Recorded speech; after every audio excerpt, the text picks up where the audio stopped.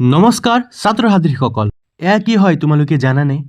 এইটো হ'ল মানুহৰ হৃদযন্ত্ৰ আৰু লগতে এইটো হ'ল আমাৰ দেহৰ নিউৰন। যেহেতু তোমালোকে জানাই যে তোমালোকৰ মেট্ৰিক পৰীক্ষাৰ কাৰণে বিজ্ঞান বিষয়ত তোমালোকৰ কেইবাটাও ডায়েগ্ৰাম অৰ্থাৎ চিত্ৰ অংকন কৰিবলৈ তোমালোকক আহে। সেইবাবে তোমালোকে দুই এটা চিত্ৰ অংকন তোমালোকে ভালদৰে চাই পেলাই যাব লাগে।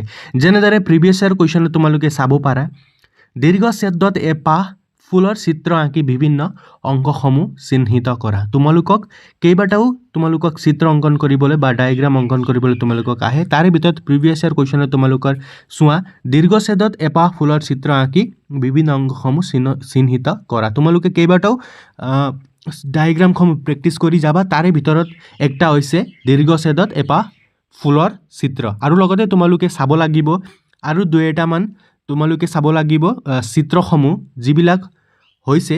দ্বিতীয়টো হৈছে তোমালোকৰ মানুহৰ মস্তিষ্কৰ চিত্ৰটো আঁকি ইয়াৰ প্ৰধান অংশ তিনিটা চিনাক্ত কৰা। তোমালোকে মস্তিষ্ক আৰু লগতে আকৌ প্ৰিভিয়াছ ইয়াৰ কুৱেশ্যন আহি প্ৰিবৰ্ডত কেইবাবাৰো দৃষ্টিকত দিছিলে তোমালোকৰ দীৰ্ঘছেদত এপাহ ফুলৰ চিত্ৰ অংকন আৰু লগতে তোমালোকক 3 মাৰ্কৰ কাৰণে এইবিলাক কুৱেশ্যনবিলাক আহে, 3 বা 4 নম্বৰৰ কাৰণে।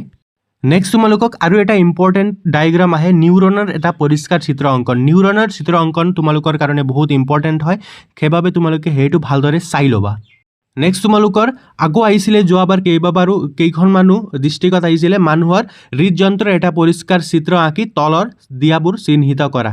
খুঅলিন্দ, বাউনীলয়, মহাধমনী আৰু এইবিলাকৰ ওপৰত যোৱাবাৰ তোমালোকৰ 2025 চনৰ মেট্ৰিক পৰীক্ষাত আহিছিলে। আটাইতকৈ গুৰুত্বপূৰ্ণ এটা হৈছে মানুহৰ হৃদযন্ত্ৰৰ এটি পৰিষ্কাৰ চিহ্নিত দৈৰ্ঘ্যছেদীয় চিত্ৰ আঁকা আৰু কাৰ চিহ্নৰ দ্বাৰা ইয়াৰ মাজেৰে প্ৰবাহিত তেজৰ গতিপথ দেখুওৱা।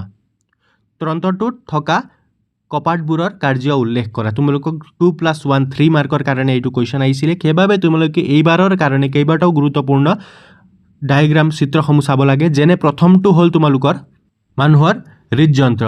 এইটো ডায়েগ্ৰামটো তোমালোকে ভালদৰে প্ৰেক্টিছ কৰি ল'বা, এইটো তোমালোকৰ এক্সামত আহি যাব পাৰে। আৰু কোনটো অংশ কি বুলি কয় তোমালোকে অসমীয়াত ভালদৰে কিতাপত তোমালোকক ধুনীয়াকৈ এই কুৱেশ্যনটো দিয়া হৈছে, এই চিত্ৰটো দিয়া গৈছে।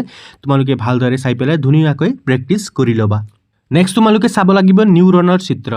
এই নিউৰনৰ চিত্ৰসমূহ আগত বহুত ৰিপিটেড হৈছিলে, এতিয়া যোৱাবাৰ অহা নাই, এইবাৰ অহাৰ চান্স আছে। সেইবাবে তোমালোকে নিউৰনৰ চিত্ৰটো ভালদৰে অংকন কৰিবলৈ তোমালোকে প্ৰেক্টিছ কৰি ল'বা। আৰু নেক্সটটো তোমালোকে চাব লাগে দীৰ্ঘছেদত এটা ফুলৰ চিত্ৰ।